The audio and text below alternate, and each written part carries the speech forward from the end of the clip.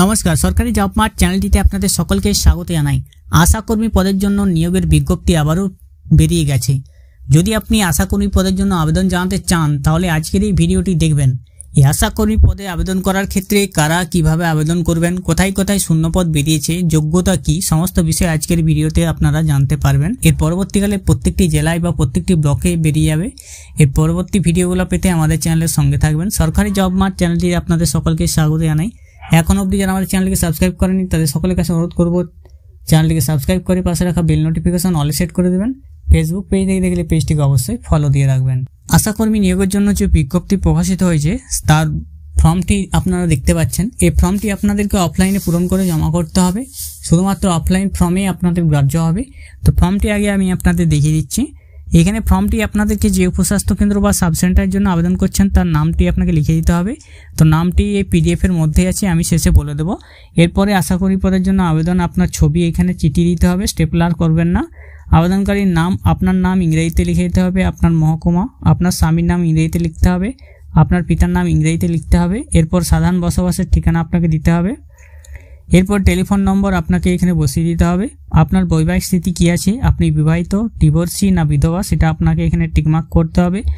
আপনার sub centre হতে আপনার ঠিকানার দূরত্ব কত কিলোমিটার সেটা এখানে লিখতে হবে। নিজের যদি SC/ST হয়ে থাকেন তার সার্টিফিকেট নম্বর আপনি বসিয়ে দেবেন, আর রেশন কার্ড নম্বর আপনাকে বসাতে হবে। ভোটার লিস্ট অনুসারে আপনার কত নম্বর অংশে আছে, কত নম্বর ক্রমিক নম্বর আছে সেটা আপনাকে এখানে বসিয়ে দিতে হবে। এরপরে আপনার জন্ম তারিখ বসিয়ে দিতে হবে। আপনার যদি স্বামী জীবিত থাকে সেক্ষেত্রে তার জন্ম তারিখ দিয়ে দেবেন। যদি আপনি বিধবা হয়ে থাকেন তাহলে আপনার পিতার জন্ম তারিখ এখানে দিতে হবে। আর যদি আপনি ডিভোর্সি হন সেক্ষেত্রে আপনার পিতার জন্ম তারিখ দিয়ে দিতে হবে। এবং আপনি কোন তারিখ থেকে আপনি মাধ্যমিক বা সমতুল পরীক্ষায় কত % মার্কস পেয়েছেন, কত % মার্কস ছিল পরীক্ষায় সেটা আপনাকে বসিয়ে দিতে হবে। এই ফর্মের সঙ্গে যে সমস্ত ডকুমেন্টস আপনি জেরক্স হিসেবে দিবেন সেই সমস্ত ডকুমেন্টসের উপরে আপনাকে সেলফ অ্যাটেস্টেড করে দিতে হবে বা নিজের স্বাক্ষর করে দিতে হবে। তো এই ফর্মটি পূরণ করে আপনি সঙ্গে দেবেন অ্যাডমিট কার্ডের জন্য পাসপোর্ট ছবি, এবং এর ফর্মে একটি ছবি এবং 5 টাকার ডাকটিকিট সহ নিজের নাম ঠিকানা লেখা খাম, মাধ্যমিকের অ্যাডমিট বা বয়সের প্রমাণপত্র, মাধ্যমিক পরীক্ষার সমতুল মার্কশিট এবং রেশন কার্ড বা ভোটার কার্ড এবং SC/ST শংসাপত্র যদি হন এবং স্বনির্ভর গোষ্ঠী প্রশিক্ষণপ্রাপ্ত দায় লিঙ্ক ওয়ার্কার যদি হন সেক্ষেত্রে তার শংসাপত্র লাগবে। এবং এখানে যে ঘোষণাপত্র আছে সেটি পড়ে নিচে আপনার সই করে দিতে হবে। এই আশাকর্মী নিয়োগের জন্য যে বিজ্ঞপ্তি প্রকাশিত হয়েছে সেখানে কারা আবেদন করতে পারবেন যোগ্যতাগুলি বলে দিচ্ছি। কেবলমাত্র বিবাহিত, বিধবা এবং আদালত কর্তৃক ডিক্রিমূলে বিবাহ বিচ্ছিন্ন মহিলারা আবেদন করতে পারবেন। অর্থাৎ বিবাহিত হতে হবে, বিধবা থাকতে হবে অথবা ডিভোর্সি, যে কোনো একটি হলেই আপনি যদি মহিলা হন সেক্ষেত্রে আবেদন করতে পারবেন। এবং যে এলাকায় যে উপস্বাস্থ্য কেন্দ্রে বিজ্ঞপ্তি বেরিয়েছে সে এলাকার স্থায়ী বাসিন্দা অবশ্যই হতে হবে। এবং প্রমাণস্বরূপ আপনাকে তার ভোটার কার্ড কপি বা রেশন কার্ডের কপি জমা করতে হবে, বা যদি না থাকে এগুলো তাহলে নির্দিষ্ট দপ্তরে স্থায়ী বাসিন্দার সার্টিফিকেট জমা করতে হবে। এবং যে বয়স হতে হবে আপনাকে, জেনারেল প্রার্থী হলে আপনি 1/1/2024 অনুযায়ী 30 থেকে 40 বছরের মধ্যে বয়স হতে হবে।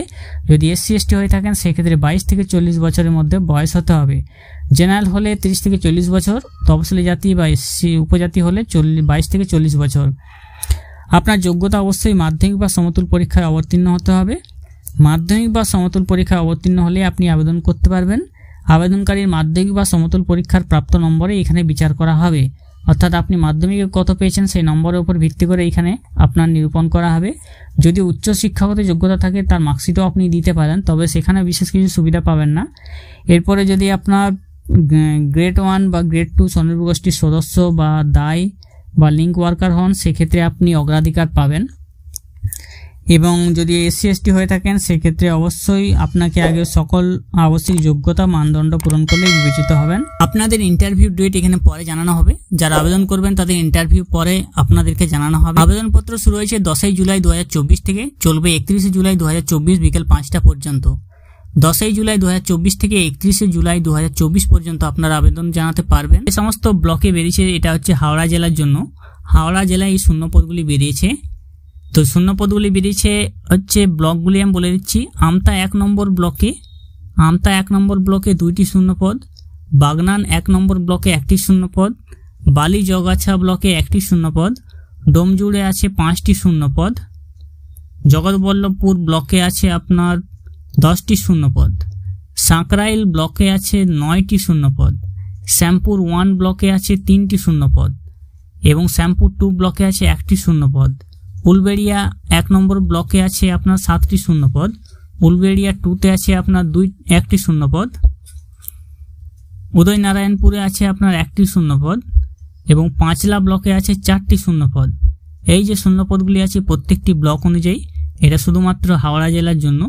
হাওড়া জেলার যদি বাসিন্দা আপনি হয়ে থাকেন সেক্ষেত্রে আপনি এই সমস্ত ব্লকগুলি যে নিকটবর্তী গ্রাম পঞ্চায়েতগুলি আছে, সাব সেন্টারগুলি আছে, এর মধ্যে যদি সীমাবদ্ধ হয়ে থাকেন তার এরিয়াগুলো দেওয়া আছে। তো আপনারা যদি এই এলাকার বাসিন্দা হয়ে থাকেন অবশ্যই আবেদন করে নেবেন।